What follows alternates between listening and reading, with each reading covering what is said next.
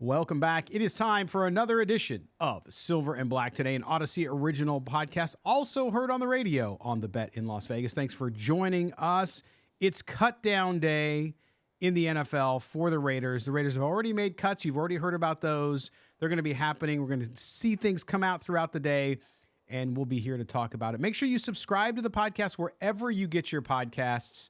You can find Silver and Black Today. Put on the auto download. That way, every time we publish a show, it'll be right there for you. And I say we because I'm your host, Scott Gulbransen, along with my co-host, Mr. Moe Moton. Moe is the national senior NFL writer for Bleacher Report, where you can find his work, and I highly recommend that, as well as following him on Twitter. As long as you're not a cheesecake lover, you can follow him on Twitter at MOEMOTON. That's Moe Moton. I am at LV Gully. The show is SNB Today. Okay, Mo, big day for a lot of guys around the NFL. Some dreams come to an end, or some are at least altered for a bit, and then some dreams come true today as the Raiders will release their 53-man roster. You released your final on Monday up on sportsnot.com, which people can read if they want to catch that really quick. But the news over the weekend, and we're going to get to that in a second, but the news over the weekend, we didn't really have a lot of time to go into it on the post-game show, Mo, which was the return of Josh Jacobs. Of course, it's a big deal. Josh Jacobs, 1 year, $12 million deal, some bonus, bigger bonus up front, some incentives built into that contract. And for those asking the questions about the franchise tag, yes, the Raiders still would be able to franchise tag Josh Jacobs next year at the higher rate, which we'll talk about in a second. But the Raiders get their guy back into the facility on Sunday. They even put video together to show him getting his new number 8 jersey, all the PR that they'd want on that one. But Mo, it's hard to signify. I mean, we talked about the market for the running back, why the Raiders were smart not to give in too much on that. At the same time, from a football perspective, talk about what this means for this team with what the weapons they have, with an offensive line that has solidified nicely. Yes, there's still some question marks, but overall finished the season strong, and I think is a little underrated. What's the significance of his return for this team with a new quarterback and so on? I know the running back market is down right now, but I said this on social media. I think this is a win for both Josh Jacobs and the Raiders. Obviously, the Raiders get Josh Jacobs back. Anytime you get the rushing champion from the previous year back in your lineup, that's definitely a win. The running game, which we'll get to later in the show, hasn't been anything special anything to write home about, with Zamir White leading the way. I won't crush Zamir White. We'll talk about that later. But the Raiders are spending the 5th most cap dollars in 2023 on their offense. They're behind, I believe, Cleveland, Detroit, Cincinnati, and I want to say Baltimore. Those are the 4 teams ahead of the Raiders when it comes to spending cap dollars on their offense. So while there's concern about the defense, the offense still has enough weapons to score a lot of points this upcoming season, with Devontae Adams, with Hunter Renfrow, with Jacoby Myers. As long as Jimmy Garoppolo stays healthy, the offensive line does its job and improves on a solid year from last year in pass protection, and now Josh Jacobs back in the fold. From Josh Jacobs' perspective, this is a win simply because the base for his 1 year deal is $11.8 million. Now he can make, as you said, up to $12 million with $200,000 in incentives added on to that. So he got more than what Saquon Barkley got on a modified franchise tag, because that's what this is. It's not a multi-year deal, because a lot of people are going to say, I thought the Raiders couldn't come to an agreement with Jacobs after the deadline. He can't sign a multi-year deal at this point until 2024, but the Raiders can modify or come to an agreement with him on a modified franchise tender, which is what this is. It's $1.7 million over the initial base. The initial tender was $10.1 million. He's going to get $11.8 million regardless. And as I said, the $200,000 in incentives are added on. I don't know what those incentives are, but it's a win for him. As I said, a win for the Raiders as well. It is, absolutely. And you look at some of the reports that are out there. I know Pro Football Talk talked about the erroneous number. There's been some folks out there. There's been a story floated from a inside source, which, you just never know, folks, that said that Jacobs turned down a $26 million 2-year contract in July, which was fully guaranteed. With this deal for 12 plus what he'll make over the next couple years, even on a franchise tag, he would make about $26 million, but it's not guaranteed. So there was some sort of, hey, being critical of the agent. Who knows if these are agents vying to try to steal Josh Jacobs away from another agent. But Pro Football Talk, through their source at the Raiders, said this was not true. And in fact, if you look at it, he will get $25.96 million over the next 2 years. If they tag him next year, they could let him walk because he has a 1-year contract at this point. So they could let him walk, or they could exercise that tag on him. And that's what's interesting about this, because I heard a lot of people say, well, this has been bad PR for the Raiders. This has been bad PR for Josh Jacobs. For those of us who cover the team a lot, Mo, I never had any concern that Josh Jacobs wouldn't be there. I think he's coming in a week earlier than I anticipated, and no wonder. They sat down over dinner in Las Vegas, and they hammered out a deal. That's why I think people in general look at this and they take it much more personally than even the people involved. And so you have to let these things, it's a business. You have to let these things evolve. And certainly Dave Ziegler, I think, and Josh Jacobs' agent, I think they both played this hand pretty well. Sans, okay, some of the tweets and social media, that's just a generational thing. But overall, I think both sides handled themselves very well throughout the process.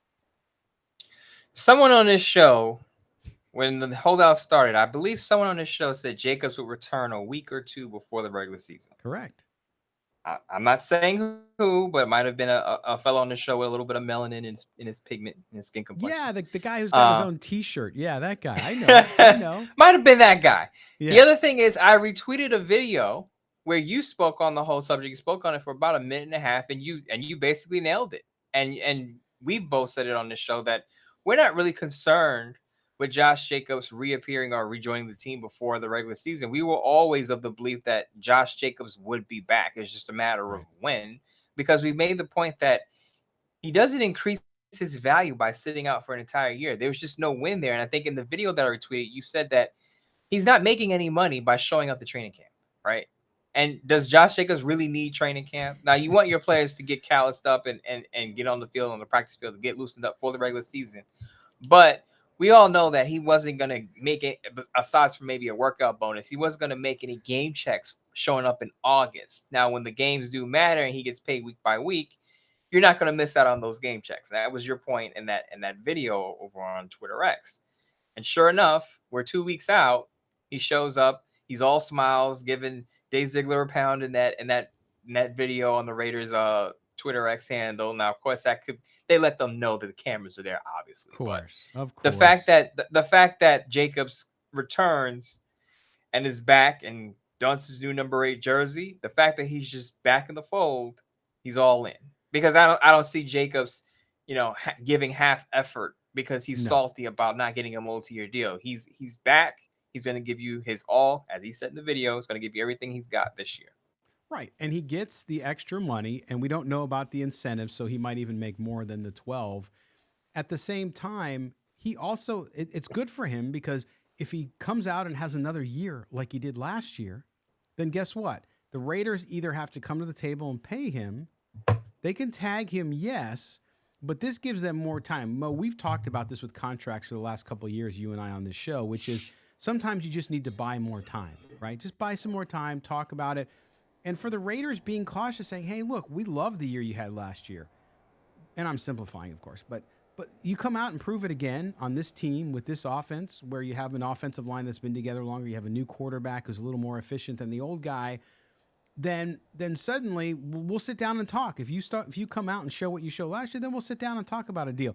Also, though, it gives Josh Jacobs a little more control and leverage to say, okay, you know what, after next, if I don't do that, or if you guys tell me, look, we can't get to an agreement, then I would just ask you, hey, let me go. And they could let him go. They could tag him. They could do whatever they want. Either way, he's going to make, I think, 14 something next year is what the cap goes up to. I can't remember. Sorry. Yeah, I think the tag's going to be back, because they were saying that if he's tagged again next year, he would make about $26 million over the between this year and next year. Correct. So if it's 12 this year, it'll be about 14 next year. Right. So either way, he's getting a $2 million raise, and even if he gets tagged, not terrible for him. Although, hey, if he has another league-leading rushing season, then yes, he can either demand some more money, or if the Raiders are willing, they could let him go. We'll see what happens there. But anyway, either way, like you said, Mo, I think both sides win. Both get what they want. They get their running back in for the franchise. Josh Jacobs gets some more money and security for his family. And you can't underscore how important that is for him and his family. Mo, what I want to talk about, you mentioned just a few seconds ago or minutes ago, which was about the rushing attempt. So bringing Josh Jacobs back to the Raiders. What we saw in the preseason, and again, yes, we know it's preseason, but from a rushing perspective, 78 attempts, 315 yards, 4.04 yards per rush. Not exactly explosive, and so it tells you what Josh Jacobs means to this team. If you look at the individual performances, just to show you how important he is to the team, Sincere McCormick led the team rushing-wise from a scoring perspective with 2 touchdowns. But from a yardage rushing perspective, Damian Williams, who at the time of this recording, we don't know if he's going to make the team. I doubt it. I think you on your 53-man, I think had him being cut as well. He is 15 carries, 88 yards. Zamir White, and I think this is where the point, I know you've been taking a lot of pressure on social media over your concerns, not criticisms, but concerns with Zamir White. 26 carries, so twice as many as Damian Williams, and 2 less yards, 86 yards. Past that, Sincere McCormick is the 3rd leading rusher on the team in the preseason, 15 carries with 57 yards. So not exactly stuff to write home about, okay? And that's important because that running back room, Britton Brown goes on IR. We never really got to see him anyway. I liked what Damian Williams did, but he was showcasing himself for an opportunity elsewhere. They're not going to cut Zamir White.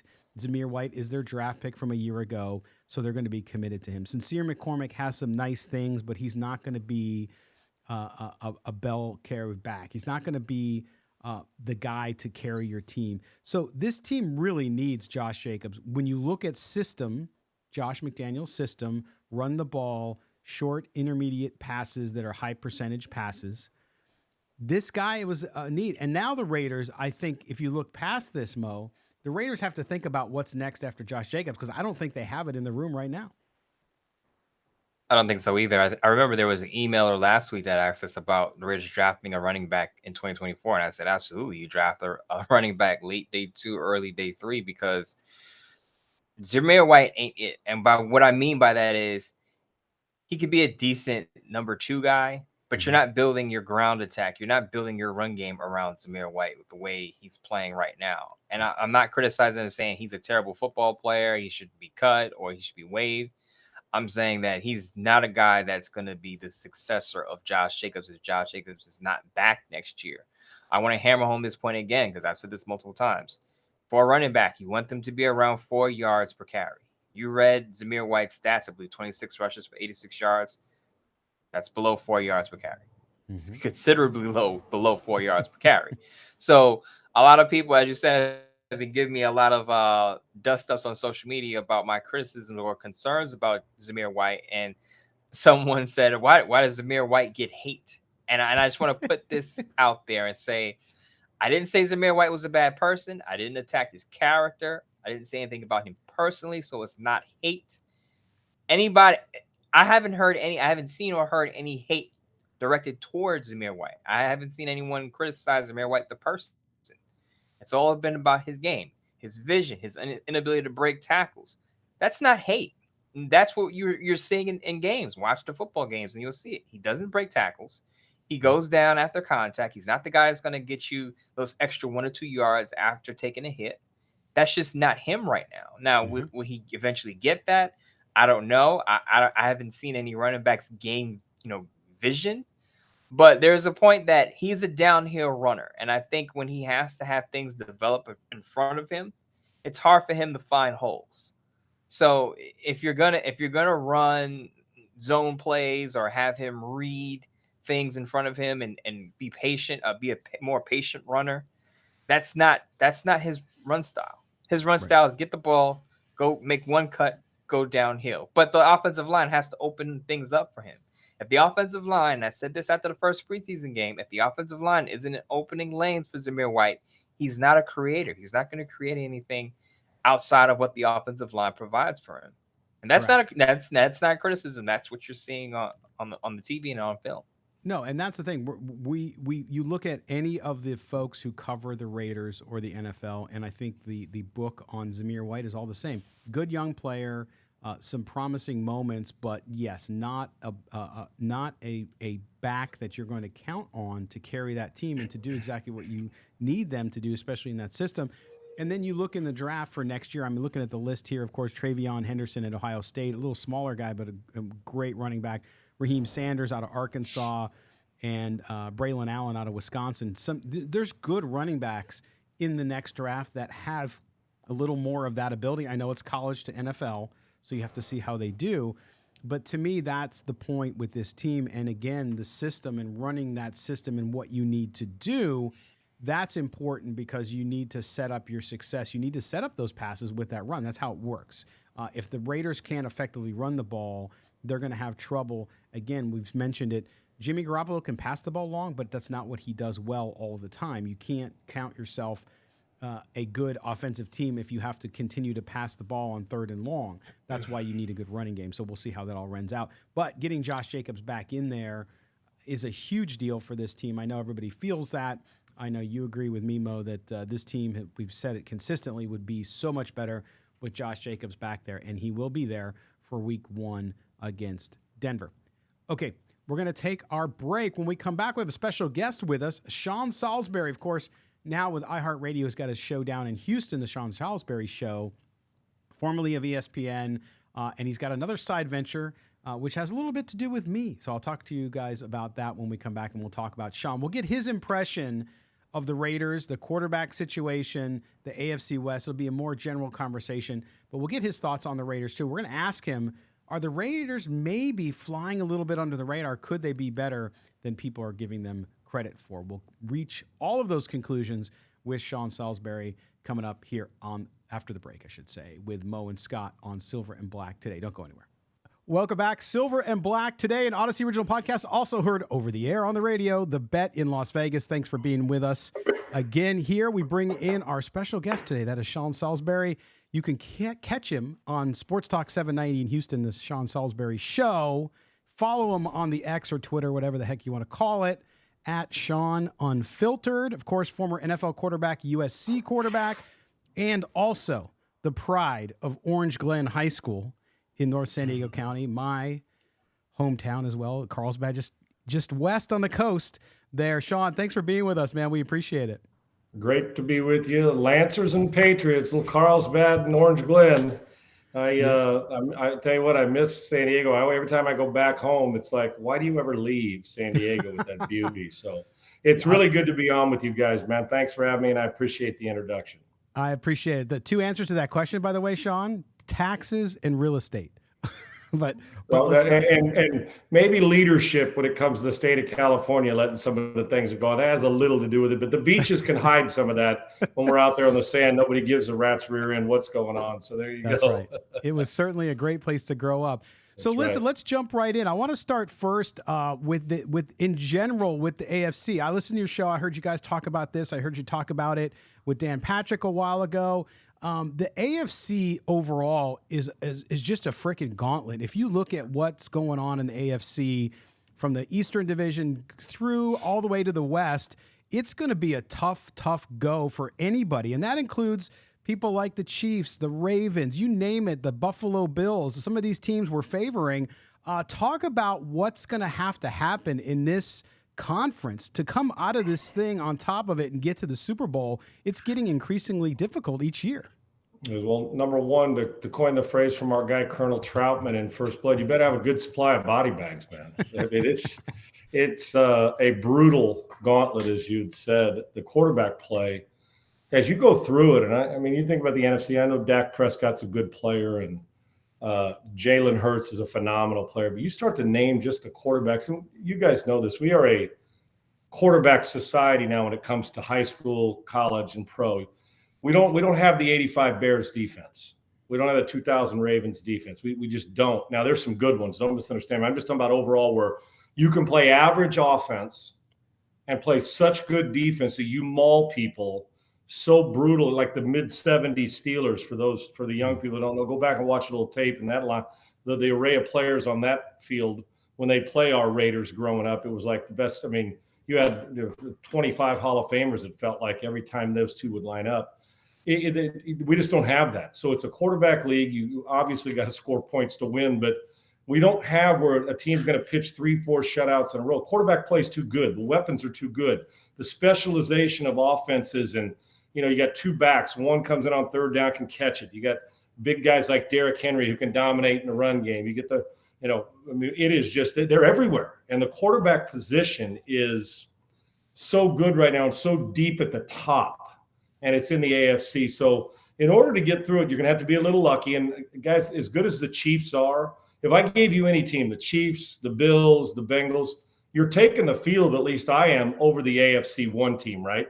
I mean, as good as the Chiefs are, having to go repeat again is going to be brutal because, hell, the 7th quarterback can be the MVP in the league. And now look what the Jets got now with Rodgers and the way their weapons are coming about and how good Robert Saleh's team is being built on both sides of the ball. So you got to be a little lucky. The key is that get a couple stops on defense. I asked people this. I said, would you rather have the number 1 quarterback / offense and the 15th or 18th ranked defense as opposed, because the old saying, well, defense wins championships. Getting a few stops in a Super Bowl can win you a championship, but I don't know if defense overall wins championships because with injuries and attrition and the depth. But if you got that quarterback standing upright, you know what you can do. So for me, I would rather have the best offense in the middle of the road defense as opposed to the best defense in the league and the 20th best quarterback. That's not saying the guy can't play, but I think you got a better chance to win that way. I mean, the Chiefs weren't the best defense, last year, but great defensive players in certain positions, and we know how good some of them are. The Bengals, some good players. The Buffalo Bills, some really good players on defense and a good team. So, but then you take a look at the quarterbacks and say, okay, on a bad day, if you still hang 27 or 28. Now, the opposite is true in the NFC. You can score from the locker room, and if you don't get any tackles like the Detroit Lions, well, then you pick high and you hope that that's changed this year. So I just think the gauntlet in the AFC of quarterbacks is too good. I would favor them. And if you can play some defense and get off the field and be a little lucky and keep your quarterback healthy, getting through the AFC is brutal. If you make it through the AFC, by the time you get to the Super Bowl, you may be so beat up and dead that you can't beat the NFC. But it is a brutal conference to play defense in a passing game. So, Sean, I'll be honest with you. A lot of Raider fans were kind of pissed off about some of the moves that were made over the past year. A lot of questions about Josh McDaniels and his track record going back to Denver. Questions about Dave Ziegler because he's the first-time full-time GM. I know he was involved in New England, but this is the first time he's the GM, so to speak, making the moves. So a lot of Raider fans are kind of skeptical. We talked before we got on. You're a lifelong Raider fan, so you're going to get your raw thoughts here. How do you feel about the direction of the team? Because a lot of times you can look at a roster and say, this roster is rebuilding. This roster is going for a playoff spot. This roster is going for a Super Bowl. Where are the Raiders? Are they trending up, or are they going to have to take a step back to take a step forward? Well, I think it's a great question. Just when we say take a step back, they'll win 11 games and be in it, right? Isn't that the way this league works? And in the National Football League, you can get healthier, meaning I don't mean health. I'm talking about as a football team, Jacksonville, get a head coach, get a quarterback and a few players, and you're right back in it winning the division. It doesn't take – now that's a lot to get the quarterback and a Super Bowl winning head coach and get him back and a few players and stay healthy. Like I said, I'll use the word luck. You've got to be able to stay healthy and you better be deep. But with the Raiders, and you're right, lifelong Raider fan here. So my emotion on my sleeve, I'm going to try to temper it as we talk about this because you do got to face Herbert, probably a better Russell Wilson. He can't be any worse. Neither can the Broncos and obviously Mahomes. So that enough to get there. You got to play some brutal football teams, brutally good, should I say, to get there. But I think they're like that. They're like that tweener as a defense, edge rusher, outside linebacker, right? Or a strong safety outside linebacker, the guy who's fast enough and could probably play strong safety. At times, explosive enough to go rush the passer, but we're not sure what he is, right? That's the Raiders. That's Raiders. There's a lot.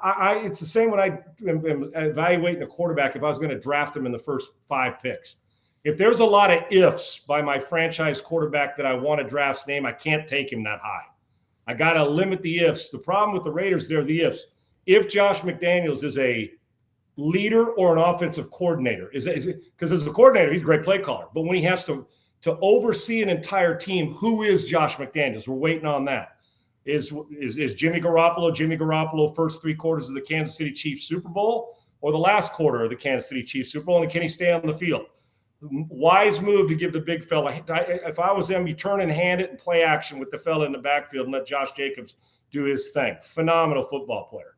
To me, it comes down to this: the quarterback position, the leadership, and the ability to. I think winning's just as contagious as losing, and to be able to overcome adversity that we know is going to strike. It just hits. And so if they can do that, but guys, really, they've got great weapons on the perimeter. We know that when they're healthy. The quarterback is a good player, and they don't need him to be the best. They just need him to be efficient and make the big plays and don't miss the easy throw that we've seen at times Jimmy in his past miss if he plays good football, but I think he's a little underrated. Defensively, who are they? Can you pressure the quarterback? Can you prevent Mahomes and Herbert from taking over games? Can you, now with Sean Payton there in that division? So it comes down to this. They have got to get after the quarterback, and they've got to play great defense. This is a team that if they can jump up 5, 6, 7, 8 slots and pressure the quarterback, and the offense stays healthy, they will score. They're going to score some points. So, but I think they're a tweener. When people say, Sean, what's your prediction on the Raiders this year? I said, damn, I guess they could be 9-8, 10-7, or they could get a couple breaks along the way with their weapons if they get some defense and win 11 games. Hell, all the teams in that division could win 9 or better. When you think about it, they're pretty loaded. So yeah.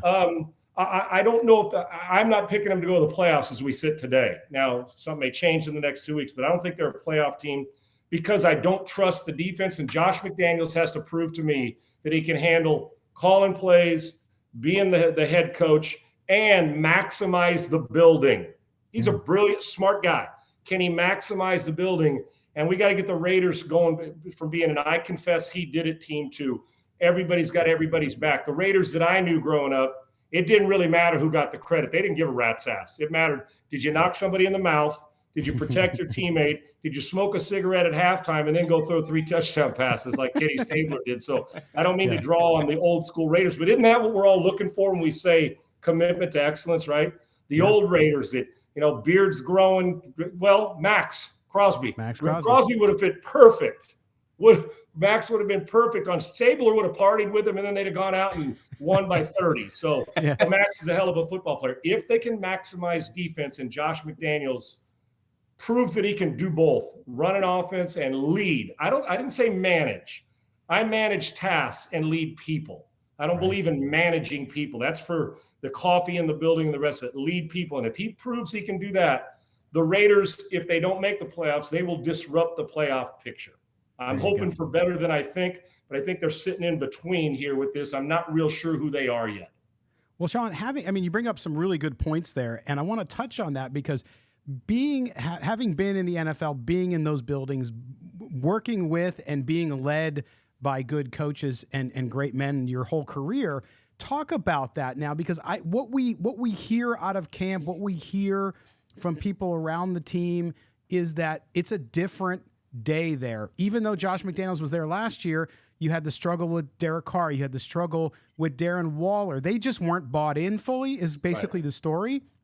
So now it seems as though they got their guys, so to speak. They got the idea around, hey, we're all supporting each other. There seems to be a better culture inside the building. From your experience, talk about how that works and how do you know when it's starting to go and you can feel it have an impact on the team overall and its play eventually?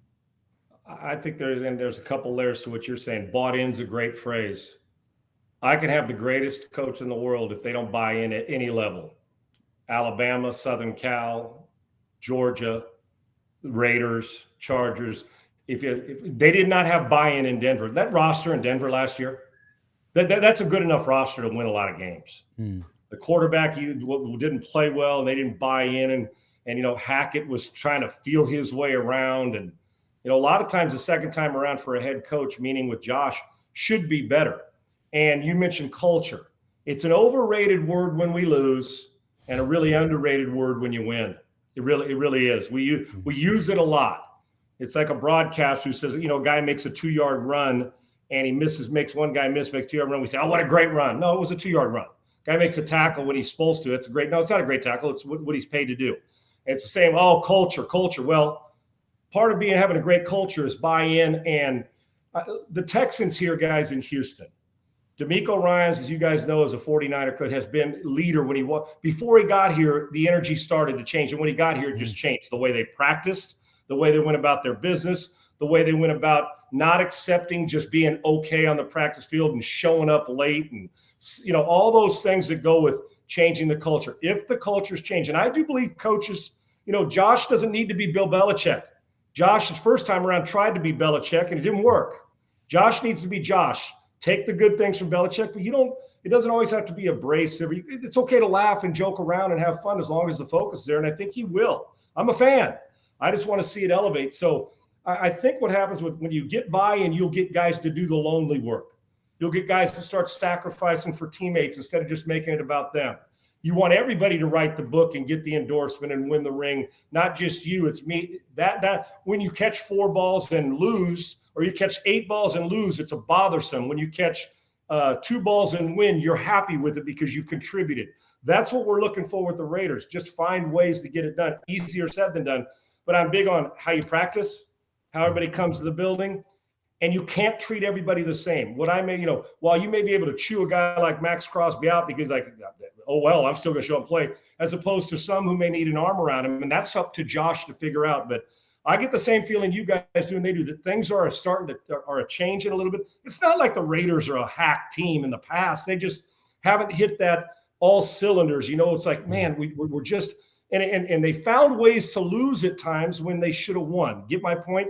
It's like golf. When you want to win on a PGA Tour, what do you got to do? You got to birdie the par 5s all the time and maybe put in an eagle. And then you got to par the par 3s. That means you got to beat the 2 and 13 teams. You got to they're the birdie teams. And then when you play the Chiefs, which is a par or sometimes bogey, you got to find a way to either birdie it or par it once in a while and beat them on the road. So leadership's huge. Maybe another overused term, but I can't emphasize enough the teams I've been on that have lacked leadership. I'm not even talking about the coach guys. What happens is I think the great teams, the coach in the off season and how they prepare, it permeates through the organization. Then all of a sudden, coach sits back and says, my players got it. They'll handle that dispute in the locker room. They'll handle the fight on the field. They'll understand that somebody step in the huddle and make a play. You don't have to do a lot of talking. You lead them there and then you let them take care of their business. But if you can't get them to that point, they'll always fall short. So it is a very, very slippery slope. Josh comes from the best coach of all time. Josh doesn't need to be the best coach of all time. He just needs to lead and have those guys believe that he knows that they'll take care of their business when necessary. And then it comes down to little things, guys, on the field. It's not – I can draw up the greatest game plan in the world. Great X's and O's with average Jimmys and Joes, you lose. Coaches lose games, players win games. And then if you got great Jimmys and Joes, I've had it happen before, guys. Coach will send in a play, and you're like, man, the guys in the huddle aren't feeling good about it, even though it may work against that coverage or front, and 2-yard loss. Somehow they didn't believe in it. And then the other is true. Damn, that doesn't look real good on the X's and O's, walk to the line of scrimmage. That coverage is not set up for this play. Quarterback, receiver on the right page, get good protection, hold the ball a second longer, bam. Hits him on a late dig route, and it works. And you say, go back and watch tape. How the hell did that work? Well, they believed it would because they've seen it and walked through it enough times. So it's Jimmy's and Joe's and it's leadership. And you mentioned culture. Culture changes, and I'll tell you what changes culture quicker than anything. It's making sure you don't tolerate crap as a team and you bow your neck, but also win. Win could change culture in a hurry. A fast start for the Raiders would be ideal to also help change the culture of the football team. They're not far off. Plus, they got the best uniforms in the world. So let's friggin' go. As Al Davis said, just win, baby, right? That's all that matters. Right. That's all that matters. Listen, but a lot of warts, Mo. A lot of the things can be solved, even if it's a 12-9 win, 4 field goals. Winning games doesn't. And then all of a sudden, you start to have the believability that you can't lose, and that's a good thing. Absolutely. And we started this conversation talking about it's a quarterback-driven league. And there was a lot of conversation when the Raiders signed Jimmy Garoppolo. And I said, look, people said, hey, Mo, Jimmy Garoppolo is a winner, and that's good for the Raiders. But you got to remember what Jimmy Garoppolo had in San Francisco. Top-tier defense and a run game. Now they have Josh Jacobs back. He's back in the fold. That's a good thing. You talked about the defense and their question marks.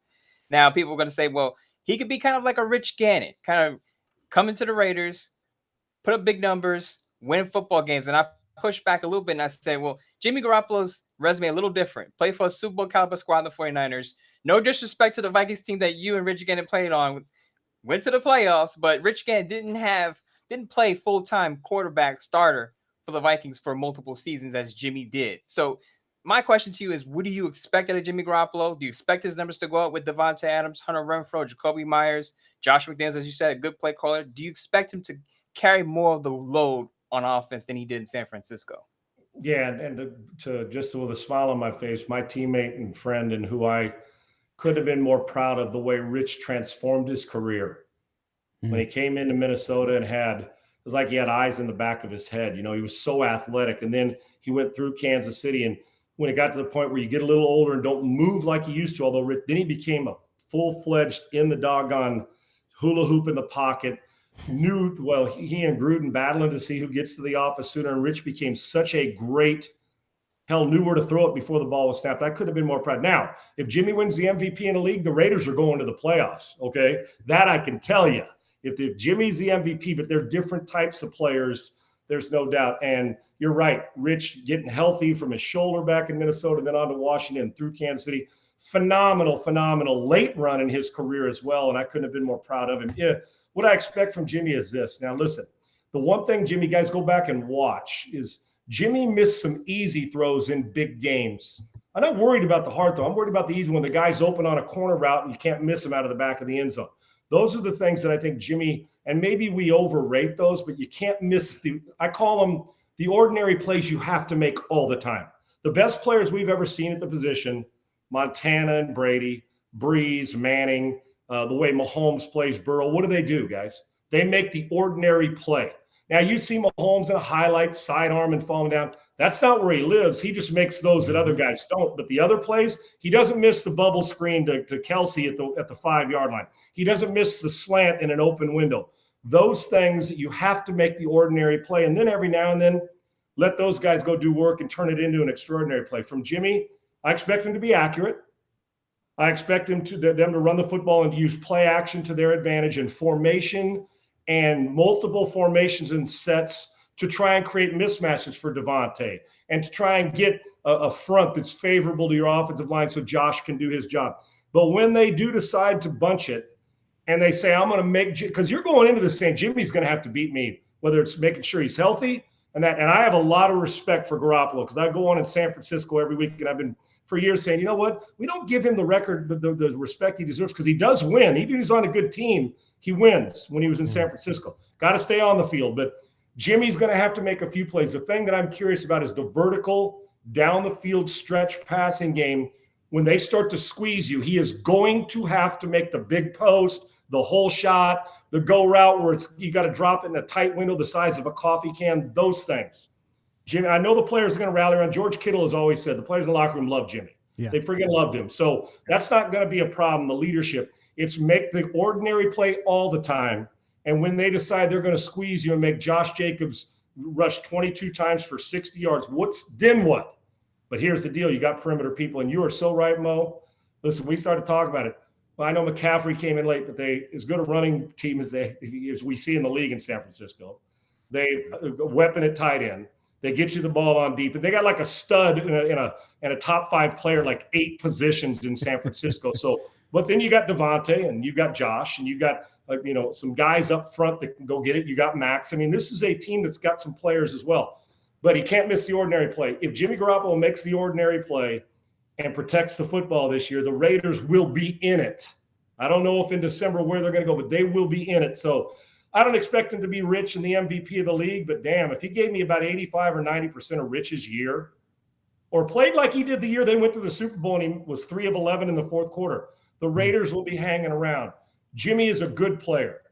Jimmy's not going to change the franchise, but Jimmy can sure help. Listen, Derek Carr was a hell of a football player. A hell of a football. But that ship had sailed. It was time. Both of them got a little stale, like Aaron Rodgers and Green Bay, and not comparing those two. But it got stale. It was time for Jordan Love and for Rodgers and his game to move on to somewhere else. So I'm anxious to see. Jimmy's got to stay on the field. And if he does for 17 games, I would expect the Raiders to be highly competitive. But you know where their bread's buttered. Go get the quarterback and run the football, and you've got to hit some big plays. But the ordinary plays are going to have to be regular. And Josh knows Jimmy.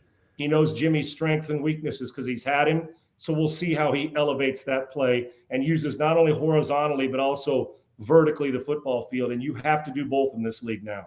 Yeah, it's going to be fascinating to watch that as it unfolds throughout this season. All right, Sean, you've been so kind with your time. We appreciate it. We want to close on this because I'm coming to work for you, technically.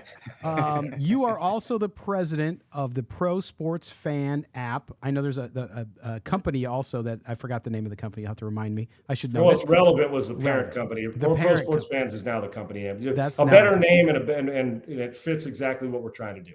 That's right. So what it is, why don't you tell people about the app? I'm just ecstatic to be a part of it as we go into the season, and you got people throughout the entire league doing this. But I really love the concept behind this. Explain what you're doing with the app, and then we'll talk about people, how they can go get it and how they can listen in for Raider games this season. Well, I think it's a game changer, guys. I do. And they approached me. They've been in with it. The key is we talked about X's and O's, making sure the technology fits, getting the X's and O's on the technology to be able to pull it off, and we have. And I couldn't be more thrilled. Been in the business 30 years, and I'm as excited about this as I am when I go and we're doing this interview and the passion about this. But and they approached me about it, and they're trying to use bandwidth and go get the right people, guys like you, and in all the cities in this league, in baseball and football and basketball, and eventually we're going into college. We call it Pro Sports Fans, but we'll have college sports fans as well. And they asked me to be the president because they know I was passionate about it. And, we get presented stuff like this a lot. This one hit. It hit different for me. And what it is, not to bore you with a lot of details, but it's the most fan-friendly engagement app on the planet. The technology has given us the opportunity to go on and have 4,000 people watching or listening to your show. But that's the key. It's not linear where you go on and put up a tweet and somebody comes back. I can go on, have people come in. It's a live podcast show, and we do like the media cast, Manning cast on game day. Every game will be covered in every city in this league. But during the week on a third, you'll give your Raiders update and what's going on and give your passion.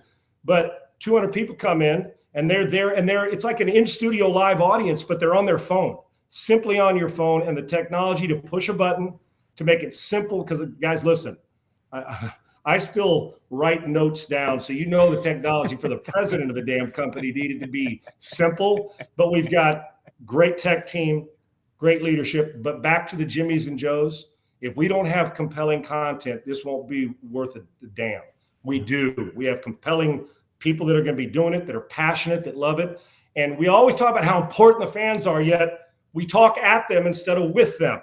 Like we're doing now, this is great stuff. But you know what? People are going to send in messages, and you're going to try to get back to them. That is right there. You do a great interview, got somebody on, and bam, pop them in. Somebody can talk to the person you're interviewing, whether they come on and want to hear their voice in their face, or you just want to put it on the screen like you would on Twitter. We've given you all these options, plus the gambling part where you can push it and get to a site and come back.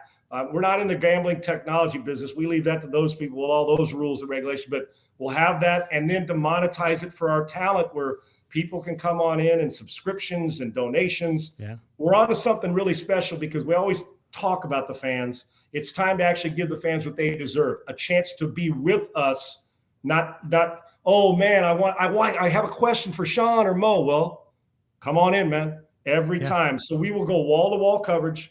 And I actually think it's going to be not only a game changer, but epic, not only for the fan, but investor and sponsors.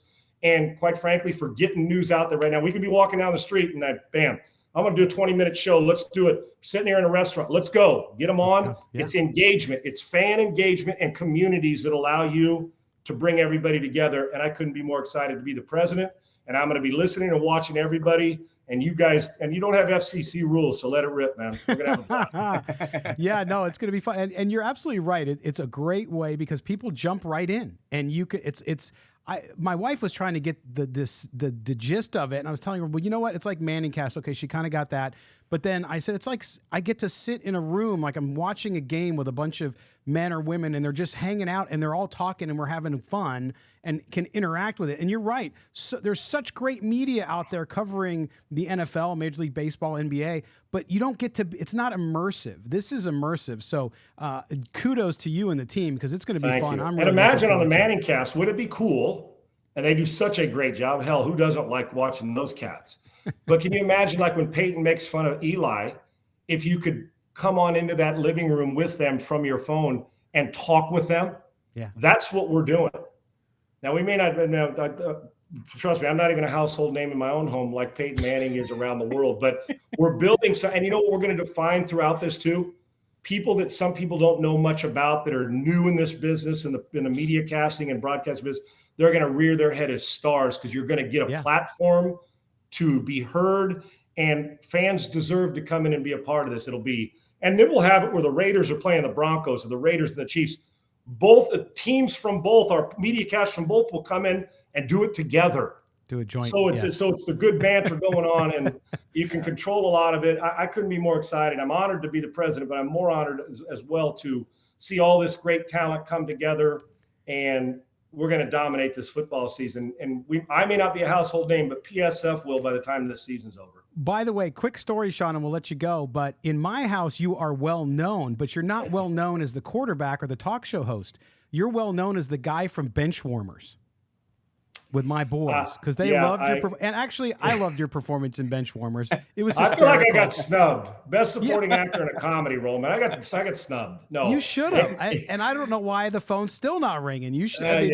That role. My man Sandler had asked me to do it, and I was fortunate. I trained him for The Longest Yard, and then he put me in the movie. And having been watching those guys do their work, the people he worked. And first off, whatever you think about Sandler in a good way, times 100.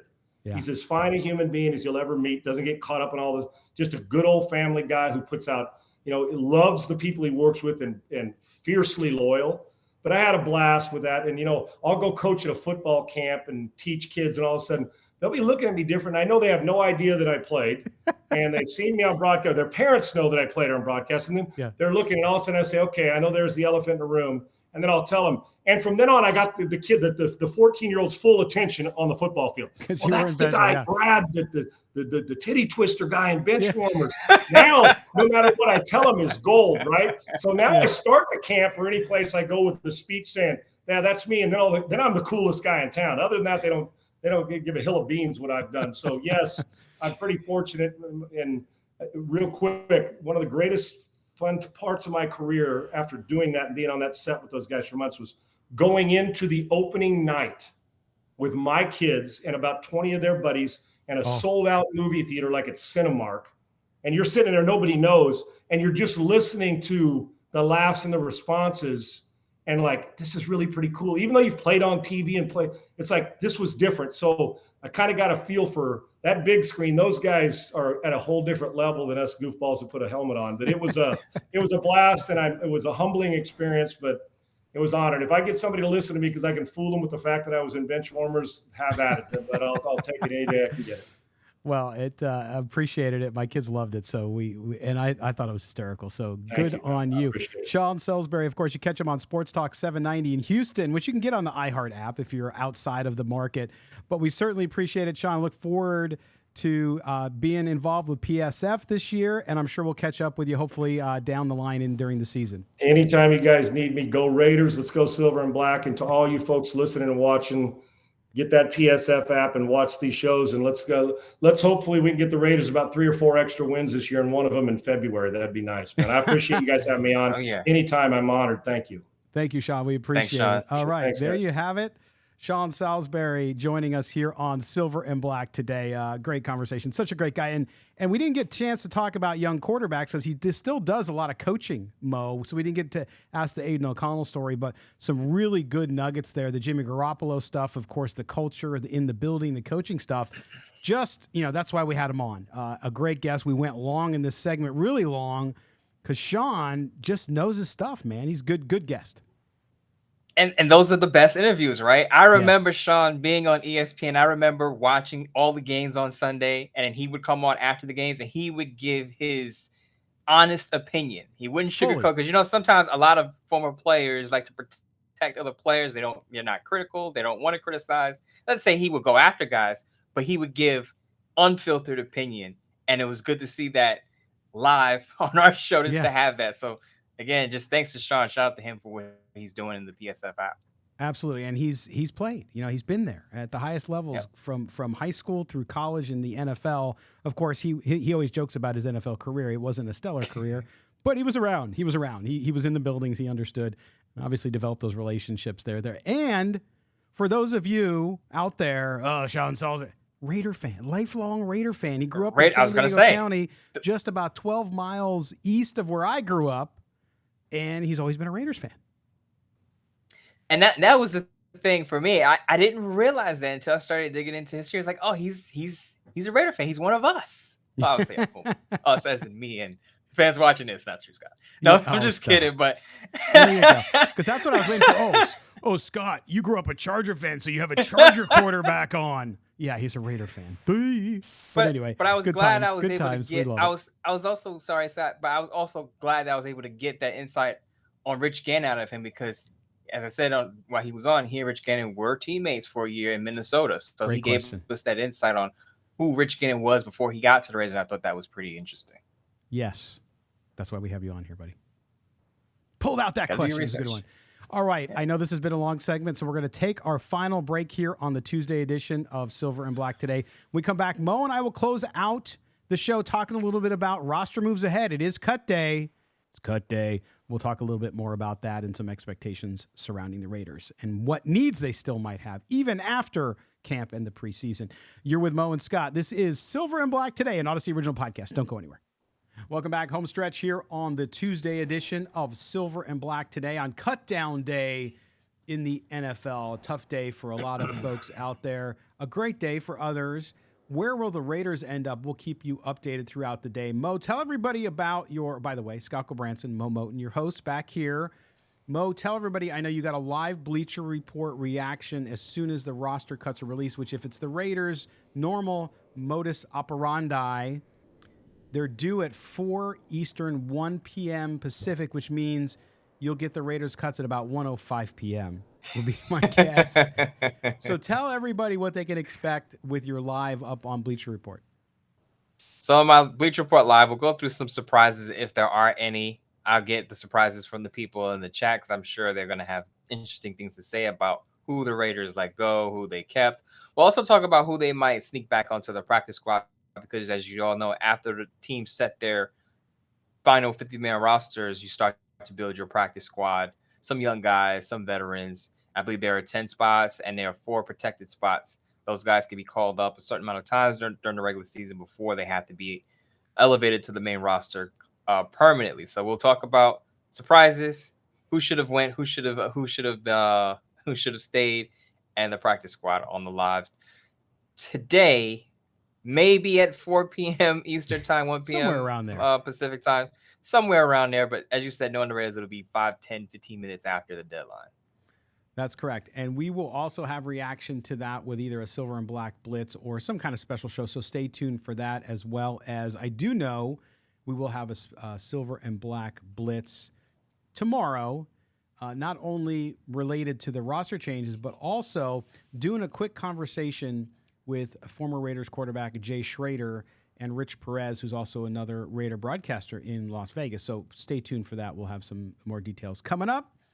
But it's going to be a busy day around here, a busy day around the Moe Moton bunker somewhere in New York City as we get set for this big day. And the Raiders get set for the season. 12 days away, Mo. This is sort of, I say we have, this is really the last weekend. For those of people who cover the NFL, they're covering it now, but it's the last weekend without games. So it's kind of you get to breathe 1 second before the sprint until February and mid-February starts. But this Raiders team, I want to talk about this with you, Mo, because I think we'll find out more, obviously, later today when this roster solidifies. I also think that people need to pay attention. I think there might be, and there already may have been in the time we were recording this, some trades that happen. The players going outbound and players coming inbound. This is the time also where teams might go grab some guys before they know the team's going to cut them or not, or if they're at a need position. The Raiders, when we look at this, and you did your 53-man roster projection, again, the one position that screams a need for an upgrade is linebacker. You talked about Patrick Queen. We've talked about that for months now. I don't know that it's possible. It still could be. We'll see. But at the same time, my guess is you will see that come in. You will also maybe see some other folks that could be signed and put on that practice squad. But what do you expect here as far as players that may still be on their way out of Las Vegas or find their way somewhere else due to the fact that the Raiders really need to upgrade that linebacker position? It's the only one that screams at me. How about you? Yeah, that's where I threw in the curveball in my depth chart projections. I actually have 4 guys. I have, who is it? Divine Diablos, Robert Spillane, it's Amari Burney, and it's Curtis Bolton. That's my 4 guys named at linebacker. I have a 5th spot basically open where I just wrote in trade acquisition because I think the Raiders are going to acquire someone who's going to make the 50-man roster, acquire a linebacker who's going to make the 50-man roster. And he'll be not a surprise because I think a lot of people expect the Raiders to make a move at linebacker. If you look on social media, a lot of people are hoping. They're not sources saying the Raiders are going to make a move at linebacker, but there's a lot of hope that they will based on what we've seen. Because I think I remember going on with you and Murph in the post game, and I said the back end linebacker guys lost an opportunity to show out against the Cowboys. Against the Cowboys had a lot of open field in the middle to work with. Will Greer was the quarterback. And I just felt like I understand these are backups and third stringers, but there was an opportunity for one of the linebackers to really show out and show that, I could be the 4th, 5th linebacker who could step in if Divine Diablo, Robert Spillane get hurt. I didn't see that. So I think Dave Ziegler, despite what he says, I know they're going to say, we like our linebacker core. We like what we have. I think they see what we see, and they need some at least depth there. Maybe not a starter. Maybe they really like Robert Spillane and Divine Diablo as a pair, as a duo. But they need some depth there because the depth did not look good in that last preseason game. So I wrote in trade acquisition at the linebacker spot. I think they acquire someone and that guy makes a 50-man roster. Of course, he would have to. Yeah, and I think one of the areas too that they have a nice problem, is on the defensive line. If you look at what's going on, the guys that I listed, of course, Max Crosby, Bilal Nichols, Jerry Tillery, Chandler Jones, Young, Kuntz, Jenkins, Butler. Now, Farrell Jr., same draft pick, right? I like those young guys, but the odd man out here, as well as I thought he's done towards the end of it, is Nesta Jade Silvera, who I think, do you risk putting him on the waive list to put on the practice squad? It's a good problem to have, but I'm just not sure what's going to happen later today with that defensive line because it's been great competition up there. And I've seen great performance. Now, against the Cowboys was different. You saw a lot of the other guys who are cut on the list, like Adam Plant and Rochelle and those guys. What do you think here, Mo? What did you have on your 53-man roster when it came to those last 2 or 3 spots? It wouldn't shock me if Nesta J. Silvera is let go and they try to stash him on the practice squad. Will he make it back to the practice squad? We'll see if he is cut. But I felt like whenever you watch the final preseason game, it's for the last 3 or 4 spots on the roster, maybe 2 or 3, depending on how stacked your roster is. And I felt like he made a strong case to make the 53-man over Matthew Butler. Because I'll ask this question for anyone listening, for Raiders fans listening, who followed the team over the past year, which is not long. When have you thought to yourself, man, the Raiders have to keep Matthew Butler because they have something special in that guy? He has shown absolutely, and I'm not ripping him, but he has shown absolutely nothing. Since they drafted him in the 5th round last year. Even with Farrell, you could see moments where he could be that run stopper, get some pressure up the middle. I've seen absolutely zilch from Matthew Butler to show that we should, not we, but the Raiders should keep him on the final roster.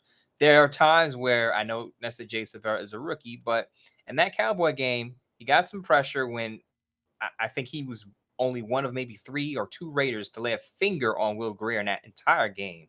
Because Will Greer was running up and down the field, throwing the ball up and down the field. Nesta J. Silvera, to me, was one of the lone bright spots on that defensive line, in that front seven period. So seeing that and seeing the urgency in his gameplay, I think he has a chance to make it. I wouldn't lock him in simply because maybe it's, a little too late. Maybe if he had played well or stood out in every preseason game, better chance. But I think as time went on, he showed something that Matthew Butler hasn't shown me, which is he could do something on that defensive line, because Matthew Butler just hasn't done much.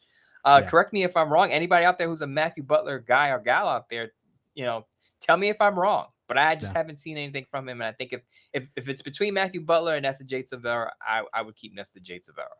Yeah, I don't understand, because I've reviewed 4 different 53-man roster projections. The Athletics, I think, was done by Sean and Vic, and yours, Sports Illustrated's, and one other. And I find that the Matthew Butler has made every roster, I think, except for yours. And to me, I don't understand it either. But I think this is sometimes, and you would think that in the NFL, best player wins. It's a meritocracy. Whoever's the best player, they're going to make the team. But in reality, the political part of this is, were they a draft pick of this, and where were they drafted? So, and sometimes coaches, you've seen it, Mo, I've seen it. Sometimes coaches fall in love with players, and they will give them more time than maybe somebody who was a 7th round draft pick or was held over from the previous regime. It just goes that way sometimes. I had a good friend who was fortunate enough to make the AAA baseball, and they went through a couple GM firings in 3 years. He was on the path to make the major leagues. Would he have stayed? Who knows? But he was going to get his chance to at least get a cup of coffee in the major leagues. And a new GM came in, decided that, hey, we need to go a different direction. And it's like his manager told him, look, they're never going to promote you. Well, yeah, but I have the stats. Doesn't matter. And I think sometimes that politics, that piece of it just happens. And it's unfortunate for the guys who do it. So I think with Nesta Jade-Silvera, I think he'll find a spot if he doesn't stay on that Raiders practice squad. The last thing I want to talk about with you, and again, some of this might already have happened as we record this for Tuesday morning, but you look at the cornerback position. Amik Robertson, a lot of people have him making the roster. I did not. But some of the cuts I think that are pretty assured to happen: Brandon Faison, Ike Brown, Bryce Crosby, Aziz Hearn, and of course, Sam Webb. Mo, when you look at that cornerback position, again, having Peters, Bennett, Hobbs, Long, and even Shelley, who made a run for the roster, that's not an easy cut either, although I think the play and who was playing late in the game against Dallas is indicative of who we will see later today as being on that 53-man roster. Like the linebacker room, the cornerback room didn't show well against the Dallas Cowboys. Yes. A lot of missed tackles. There was some blown coverages, soft coverage. Maybe that's the fault of Patrick Graham. But what stood out to me about the cornerbacks on the negative side is David Long Jr., not a good tackler. Mm-hmm. Not a good tackler. I think on multiple occasions he blew tackles. I wouldn't trust that guy on an island with a wide receiver, because that wide receiver catches the football and he's a yak monster. David Long Jr. is going to give up an extra 10 to 15 yards maybe because of his poor tackling. So I left him off the roster simply because of that. I know he was a former day 2 pick for the Rams. I get all of that. He has the potential, but I just couldn't trust him. Now, the change that I made from last week to this week was I dropped Sam Webb. I had Sam Webb making the roster initially last week, dropped him for safety Isaiah Polamalu, who we'll talk about shortly. But remember, last year the Raiders kept 5 cornerbacks, so I cut it down from 6 to 5 on this final depth chart. And I actually, as you said, I have Amik Robertson being cut simply because with the addition of Marcus Peters and Jacorian Bennett, who are locks to make the roster, makes it harder for Amik. Now, people are going to put Amik on their depth chart simply by default because, as I said, the cornerbacks didn't show out well. So no one really made their case over Amik. It's just the fact that I have Tyler Hall on the roster. I was surprised to see on the Athletic they have Tyler Hall getting cut. That kind of shocked me a bit because Tyler Hall, number one, I think he's going to be the primary backup slot guy, but he can also play safety, and I think they value that versatility. So I have Tyler Hall making the roster where the Athletic does not. No, yeah, it's interesting. And look, everybody's got their opinion on that. And I think, yeah, having Long Jr. and Robertson on the roster, interesting take by the Athletic folks. SI did not have them on there. But anyway, you look at that safety, Mo. Look at this. Trayvon Merrick, I think, is going to get his chance, obviously, to do that. Marcus Epps, I think, has won out the other spot, in my view. Then you have Chris Smith. You talked about Paulo Mao. Also, Roderick Teamer, who's been a good player, and he's a great player on special teams. I have him below the cut line, as do I think everybody. But you talk about that safety position, another one of those positions where, while it's not because of Merrick and what he's able to do and what we saw his rookie season, I have a little more faith that he can have a comeback season. We'll see. But at the same time, not as poor as the linebacker play, I think. I shouldn't say poor play. The depth at linebacker is a concern. At safety, as I said on the last show, I think, in the postgame show, I just don't know how to feel about it because we haven't seen them really suit up and play and be challenged. So I think that first game against Denver, although Denver now without Jerry Jeudy continues to, I think, struggle into the preseason or into the season. What do you think about this safety? And talk about Teamer particularly. He's also kind of a fan favorite. People like him because he's been around.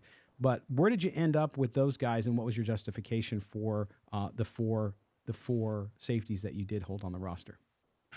Well, as you said, Marcus Epps and Trayvon Merrick are locks. Chris Smith, the second, makes the roster simply because he's fifth-round draft pick. Not a high draft pick, but usually you keep most of your fifth-rounders to give them a chance to develop. Now, initially, I had Roderick Teamer as the fourth safety, and I cut it off there. I didn't have Isaiah Palomar on the roster. But as I just said, I dropped Sam Webb, cut the cornerbacks down to 5, and kept 5 safeties. And the Raiders kept 5 safeties last year. Isaiah Palomar was one of them. Mm-hmm. The reason I have Isaiah Palomar on the roster is because he is that hybrid player. He's about 6'4", 220-something pounds. He could play, I believe, linebacker and safety. And I think Patrick Graham values that versatility. There are some people who came at me on Twitter or X and said, Mo, I don't have Roderick Teamer making the final 50-minute roster. And I said, Roderick Teamer's value to the team is very similar to Brendan Bolden's on offense. A lot of people forget special teams. When they make their depth charts, they're just thinking primary offense, defense.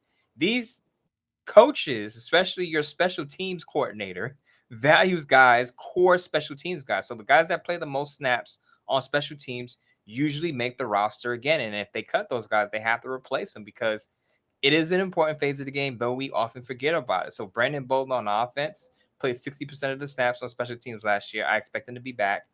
Roderick Teamer played a lot of snaps on special teams with the Raiders. I expect him to be back because that's where his value is. Doesn't play a lot of safety snaps, but I think McMahon, the special teams coordinator, is going to want him back this year to lead that special teams group.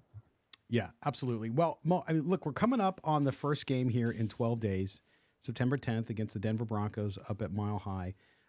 You look at this Raiders team, and I don't know, it's not because of any one specific reason, but bringing Jacobs back into the fold, as we talked about in the first segment, and then what they have going for them. Yes, there's the question marks on defense, but to me, I'm starting to feel much more optimistic. You and I both picked this team to have 7-8 wins. I think I had 8. I think you had 7. And I think that if they can keep, again, there's ifs. I understand that there's ifs with every team. If they can keep Jimmy Garoppolo healthy, I think the team could surprise people. I'm not sitting here being a shill. That's not what we do here. We're very honest. But I'm almost to the point where I believe that this team, if they can get the kind of defensive play they had up front in the preseason, I know, if again, that happens, this team the dynamic could change completely. It's a tough division. I think we're going to know a lot about this team within the first 3 weeks of the season with those 2 road games followed by their first game at Allegiant Stadium. If they can come out of that with a surprising 2-1 record or even a 3-0 record, I think they could end up in a good spot there. What's your overall feeling? I'm not asking you to move off your 7-win projection, but what am I asking you is, after seeing what they've done, and they still have some moves to make today and over the next few days, but what's your mood now on where the Raiders are and the potential they have to perhaps be a surprise, as we talked about with Sean Salisbury in the interview segment, of this season in the NFL and in the AFC West? My mood isn't overly like, okay, they're gonna now win 12 No, games now because Josh Jacobs is back. But like you, I think the move around the Raiders has been uplifted because a lot of the press clippings, a lot of the headlines in the offseason have been negative around the Raiders. Is sure. Devontae Adams getting traded? Does he want out? Josh Jacobs, is he going to come back? Is he going to pull Le'Veon Bell? Jimmy Garoppolo, is he going to stay healthy? Is it even healthy to practice at training camp? Remember, we faced all of those questions. We answered a lot of those questions from our emailers over the offseason. And so far, so good. Jimmy Garoppolo, I know he only played a series in the preseason. I understand that. Jimmy Garoppolo looks ready to go. Devontae Adams hasn't said anything negative that the media can glom onto and use as a headline. Josh Jacobs is back with his new number 8. It's those are positive things, right? That doesn't mean that the Raiders are going to win a Super Bowl, but you want to see positive going into the regular season, just like you want to build some momentum from the preseason into the regular season. I know the Raiders didn't play well against the Cowboys, but I think having that offense together, as we said in the first segment, Raiders are spending the 5th most cap dollars on their offense. If you are spending the 5th most cap dollars in your offense better be scoring points. Regardless of what the defense does, your offense 30 plus. has to score points. with the personnel that they have, with the amount you're investing in that unit. So I feel like the Raiders' offense is good enough to score points. It's going to come down to how quickly that defense comes together with the guys that they have. Now, as you said, you're going to learn a lot about the defense early. They got to play against Josh Allen and Justin Herbert within the first 4 weeks of the season, right? So that defense is going to be tested early. That pass rush is going to be tested early. But I said this on the Bleacher Report Live when the schedule first came out. I think the defense is going to get better as the season goes on because Tyree Wilson and Byron Young missed a chunk of training camp with injuries. Those guys aren't going to be busting out like gangbusters the first 4 weeks of the season. You're going to see a lot more from them, around Thanksgiving. Hopefully by October, you want to start to see more of them on the field play, see their snap count increase, see their workload increase. But I think fans are going to get antsy if they don't see Tyree Wilson and Byron Young make plays early. They're going to say, oh, wasted draft picks. Dave Ziegler, what is he doing? These guys aren't doing much. And I think people need to remember, when you're a rookie that misses valuable snaps and reps in the offseason, you're going to probably start off slow. Mm-hmm. And I think that's going to be the case for Wilson and Young. But as October rolls around, as Halloween rolls around, hopefully they get more snaps and they make an impact and make it difficult for guys like Patrick Mahomes and Justin Herbert within the division. Yes, and I think you saw this last year because remember how bad the offensive line was last year. Now, again, I think there's something that I think you can't argue, in my book, that the Raider defensive front especially, and the defensive backfield, the middle, and we'll see, has gotten better. I think they have more talent. It's shown in the preseason, but they have to perform when it counts, number one. Number two, they have to get used to each other. That's what I always talk about, that cohesiveness, especially on the lines, in the trenches. You get it, like you get to communicate. You got to read what the offense is doing. Those guys, it takes a little bit of time. So I'm just reinforcing your point, Mo, which is it's going to take time to gel outside of the young players like Tyree Wilson, who in just a very few number of downs against Dallas looked really good. People who didn't think so, I don't understand what they're looking at. But to my view, he had a nice little thing. He's only going to get better by week 5 or 6, I think, is when he'll start to really shine if he does it. But go ahead. If anyone wants a fair breakdown of Tyree Wilson, check out our guy Baldy, who's with the Odyssey Sports Fam. He did he didn't just throw rose petals at Tyree Wilson's feet because he tossed a Dallas Cowboys offensive lineman. He also showed a moment where Tyree Wilson has to be able to beat a tight end one-on-one. He said, you're a defensive lineman. You don't want to get blocked by a tight end. That happened to Tyree Wilson in the first game, but I'm sure as he gets his feet under him, he'll be a lot stronger at the point of attack with more consistency. The other thing I didn't mention about the Raiders defensive line is Chandler Jones. We still don't know what the status on him is. If he's still out and Malcolm Kuntz has to play, I don't want to say it's a significant drop-off because Chandler Jones wasn't great last year, but he picked it up toward the end once the Raiders picked up Jerry Tillery. What's that defensive line going to look like if Chandler Jones isn't on the field for week 1 or the beginning part of the season? That's a great point. And that could also facilitate the need for another body too. And depending, we're going to see, there's always a couple surprise cuts around the league and guys that could end up being in Las Vegas who could help out at any number of positions. So we'll see how it all goes down the rest of today. Mo, I know like you, I'm going to be busy over the next day covering cut downs, final rosters, but tell everybody again today you're going to have around 4 p.m. or whenever we get the Raiders roster cuts, you're going to be doing your live Bleacher Report. Tell people how to watch that, and then also tell people what else you have coming in the written format. As soon as the Raiders turn in their final cuts, log into the Bleacher Report app. I'll also tweet a link out to just join me for a BR live stream. We'll talk about the final cuts, what you think, what I think, what we think is going to happen with the practice squad. I'll also have a reaction piece up on sportsnot.com, just breaking down what the roster is going to look like going into the regular season. Because, as I just said, there are going to be some injuries. There are going to be some guys that are going to go on IR after the roster cuts are made. So what that means is, if you're on injury reserve before roster cuts are made, your season is over. So that's guys like Britton Brown who was put on IR on Sunday. If you're put on IR after the 50-man roster is set, you're able to come back during the season. So the Raiders, I think some of the guys that are nicked up, hopefully not Chandler Jones, hopefully not Ja'Cory Bennett, but I'm sure every year this happens. Guys are going to go on IR and be able to come back within, early in the season. So we'll see, because that's going to open up some roster spots, and the Raiders will be able to fill some shallow spots on the depth chart at linebacker, at offensive line, maybe on the defensive line. Maybe Chandler Jones is going to be out longer than they expected, and they have to go out and get another pass rusher. We'll find out. Yes. So make sure you do that. Follow Mo on Twitter, X MOE MOTON. Also, just a quick note, and Mo knows about this, and that is, I actually have accepted a role as an editor and NFL writer over at sportsnot.com full time. So yes, thank you, Mo. I appreciate that. So it's interesting because I've been doing this show, for those of you who don't know, because sometimes people tweet things at me, Mo, and they're like, "Oh, you guys make your living this way." And it's like, well, actually, this was just kind of a side thing for me over the last 7 years, in addition to the writing and all that stuff. Now, for the first time in a long time, I'm going to be able to do it full time. So I'll be covering sports up on sportsnot.com, as well as, of course, the Raiders. But overall, I might even have to edit your stuff, Mo. I mean, I used to do that, and it was actually a pleasure. I don't just say that because you're my buddy and you're my co-host, but when you get good, clean copy as an editor, it makes a huge difference.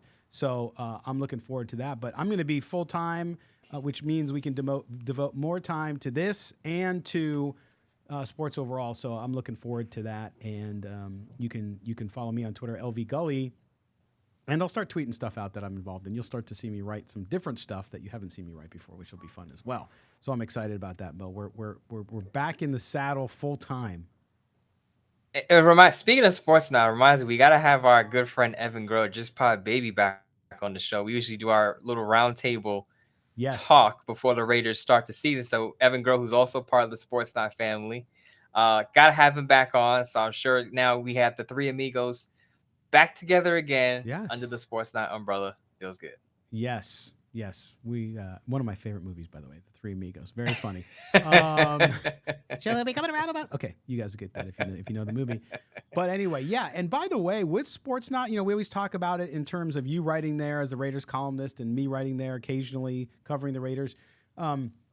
Make sure you check out the site. Seriously, it's a top 20 sports site in America. Yes, there are larger ones, but if you look at where it's come in 3 years. And my involvement with them started with silverandblacktoday.com, which became the old VegasSportsToday.com. There's a new site called Vegas Sports Today, which we are not related to.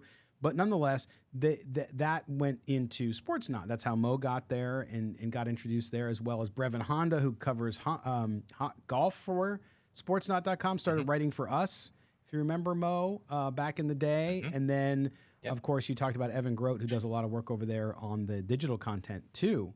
Not as much writing, but the digital content, a lot of the interviews you see up on Sportsnot and everything, Evan has a hand in that as well. So really cool stuff. I'm really excited, and it's going to be fun. So we're looking forward. So Sportsnot basically has a core, what do you want to call it, a core four with Scott, myself, Evan, Brevin. We're like the originals there that were carried over from the previous platform. So just good to have everybody back together for the season, ready and geared up. It is. It's going to be fun. As always, it's going to be a great season. We're looking forward to talking to you guys here on Silver and Black today as we get geared towards that. We will have Evan on next week, and do our roundtable, our preseason roundtable, where we have a lot of fun and just talk about what expectations might be, concerns, and excitement and all that kind of stuff. We'll have all of that as part of it. By the way, we will also look over the next couple days. Of course, we'll have Mo and I will be back full show on Thursday, but look for something later today on the cuts here on Silver and Black today, and also a Silver and Black Blitz. We'll welcome Jay Schrader and Rich Perez on as well. Of course, former Raider quarterback Jay Schrader. We'll talk to him about all that's going on with the Raiders and get his impression so far of the quarterback situation, including the young quarterback Aiden O'Connell. So stay tuned. So much content coming up, and we really appreciate your guys' support. Mo, I will talk to you either today, tomorrow, or definitely Thursday, my friend. Definitely Thursday, but look out for a Silver and Black Blitz, because you know that's coming from either Scott, myself, or maybe both of us. Maybe if we have time in between our schedule, it'll be both of us. It will be. It'll be a crazy couple days, but do that. All right, my friend. Take care. Just a reminder, too, for those of you listening to the podcast for the first time, do us a favor, subscribe to it. Even if you watch us on YouTube, shout out to our YouTube chat, which is always lively. Just subscribe to it on the audio for us as well. That helps us significantly. Go anywhere you get your audio. Just search Silver and Black today. Subscribe, put on the auto download, and you're set to go. Thanks for the subscribers on YouTube. We certainly appreciate you guys being there. Hit the notifications bell as well so you know when we have a new video up. For our producer, Mike Robier, for Moe Moton, I'm Scott Gulbransen. This has been Silver and Black Today. We'll talk to you later this afternoon, Raider Nation.